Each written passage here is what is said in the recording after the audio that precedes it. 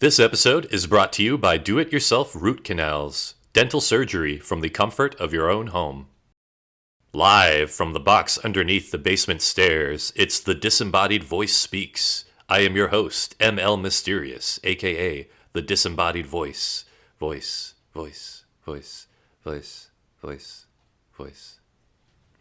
Hope you're doing well. I just wanted to mention, first and foremost, that the sloth problem has been taken care of. Repeat, the sloths have been taken care of.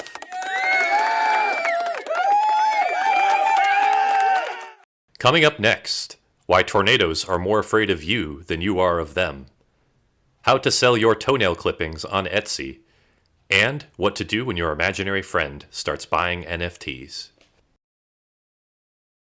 Our top story tonight, Grammy Award-winning rapper Big Pharma announced this week he will be freezing his brain as part of a bold scientific initiative to prepare for the impending apocalypse.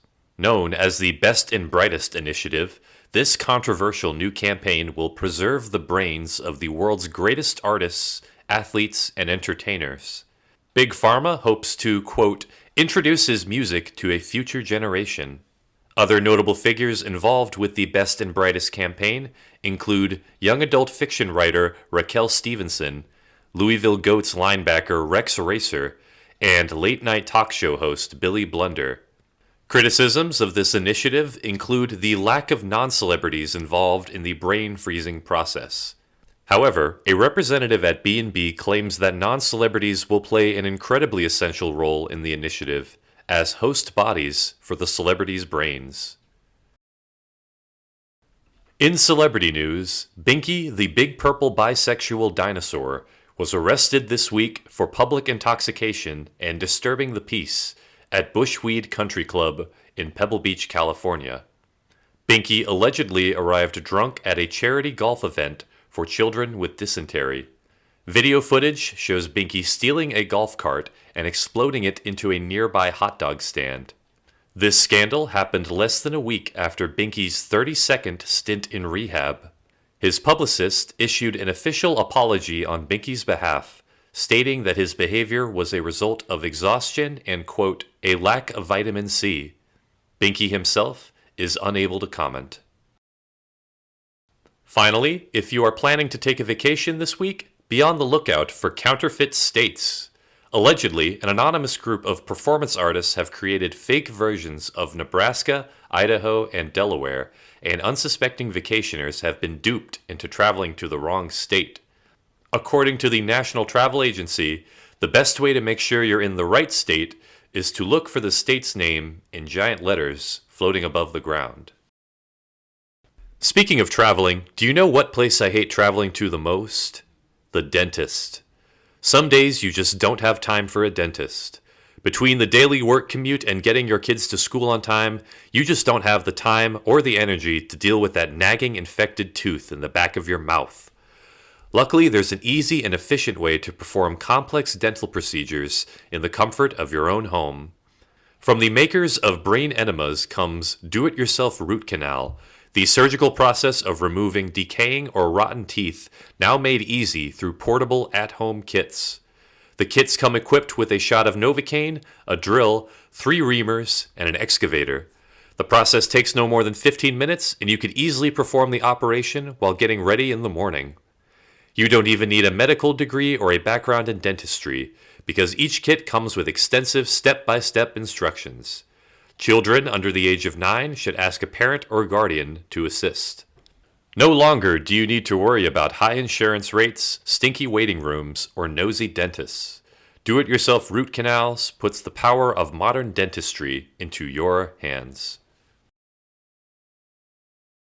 The following is a true story. Only some of the names and a few of the locations have been changed.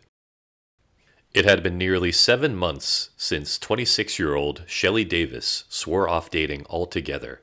Her last relationship with a lumberjack and part-time rocket scientist disintegrated after a disastrous marriage proposal at Cape Canaveral. Since that incident, Shelly has committed herself full-time to her career and to her own self-care. She finished grad school, bought her first condo, and started the award-winning Bigfoot podcast, Get Squatched. Shelly was on her way up. And then she met Victor Park.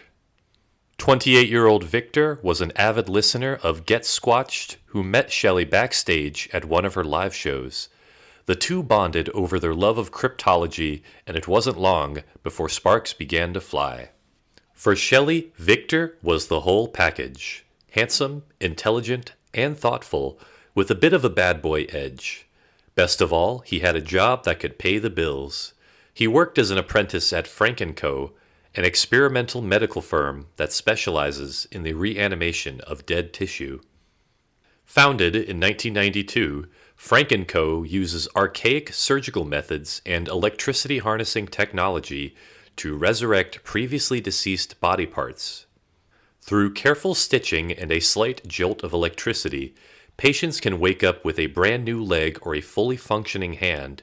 Victor himself once successfully replaced his own foot after suffering a nearly fatal bout of toe fungus.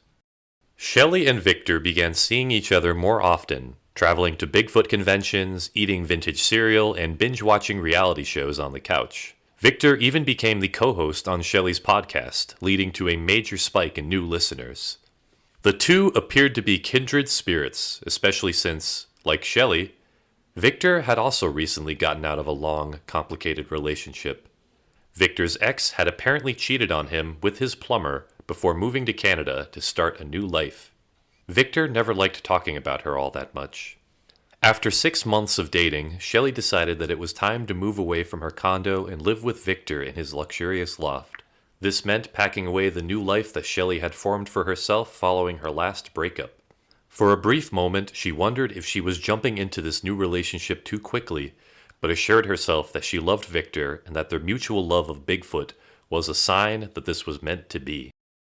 Shelly moved everything that she owned into Victor's place on a Saturday.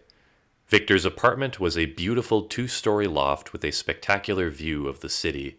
The two celebrated that night with red wine, oysters, and a ride across the city on Victor's moped. That night, Shelly slept like a baby in Victor's arms, feeling content and happy for the first time in years. Shelly awoke the next morning to discover that there was something different about her feet. They looked a lot smaller and straighter, like the feet of a ballet dancer. Her toes were closer together, less webbed than they had been before. When she peeked closer to investigate, she noticed faint bumps along both of her ankles that looked like tiny stitch marks. When she went to confront Victor about her new feet, he casually replied, "You were complaining about how big they were. I thought I'd give you some new ones." Although Shelly was slightly annoyed that Victor didn't ask for her consent, she later grew to love her new feet. It made shopping for shoes much less agonizing, and she was able to fit into the pairs that she always wanted. She loved her new feet so much it never even occurred to her where Victor had acquired them, or, more importantly, where he had been storing them. As time went on, Victor began stealthily replacing many of Shelly's body parts while she slept. Shelly would awaken with hands that were smaller and easier to fit into Pringles cans, calves that had more muscle and less fat, and ears that, in her opinion, didn't make her look so much like a Keebler elf. These were all nothing more than minor, inconsequential changes to her appearance, or so Shelly thought. August 2nd, Victor and Shelly's 1-year anniversary. After a romantic night of wine and oysters, Shelly drunkenly attempted a wheelie on Victor's moped and crashed the bike into a nearby brick wall.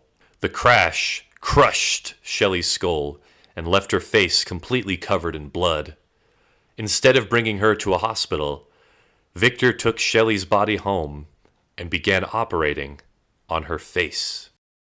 When Shelly looked in the mirror the next morning, she saw a completely different person. Her eyes had changed from brown to green, her hair had gone from brunette to blonde, her teeth were straight and white, and her cheekbones were much more prominent. Victor had replaced Shelly's entire head. It was alarming at first, but after a while Shelly got used to her brand new look. She noticed people were acting more friendly around her than they had been before. Even the guy at the bagel shop started giving her free locks. Shelly constantly reminded herself that despite the major changes to her physical appearance, her new face, new hands, and new hair, she was still her. She still had her brain, her thoughts, and her personalities that were uniquely hers. Shelly even noticed that sex with Victor had become much more lively, and Victor was more passionate and romantic than ever. Though Shelly often worried that Victor was more in love with this new version of herself than the old one, she tried not to let it bother her. Until one fateful night, when Victor, in the heat of passion, accidentally called her Diana. Shelly exploded. "Why did you call me that?" she demanded. It was just a slip of the tongue," Victor said. "Don't give me that," Shelly screamed. "Who am I?" She tried to cry, but unfortunately Victor had forgotten to give her tear ducts. Shelly's thoughts were racing. Where did he get the body parts? Why had he been acting so differently? And most importantly, who was Diana? Finally putting two and two together, Shelly realized that Victor's ex didn't move to Canada after all. She tried to scream, but even her voice had changed, for Victor had replaced her vocal cords. For the first time, she worried that her own brain might not have even been hers. Were her thoughts, her memories, her feelings towards Victor all planted inside her head? Shelly no longer felt like Shelly. She had transformed completely into Diana. Victor was turning her into his ex. To be continued.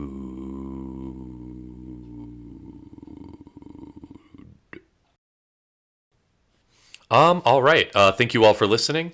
Before we close our show out tonight, I just want to read a letter from our good friend, food blogger Catherine Queso, aka the Casserole Queen of Colorado. This is her recipe for cream of vegetable casserole. For this hearty vegetarian dish, you will need a large, non-stick baking pan big enough to serve 5 to 7 people. Preheat the oven to 400 degrees and begin mixing assorted vegetables in a large bowl.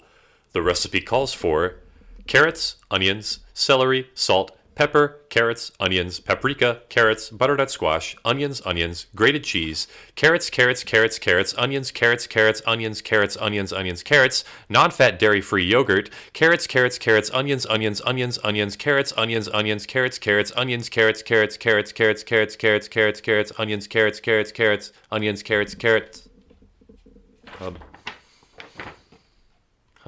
That's weird. The note just kind of cuts off.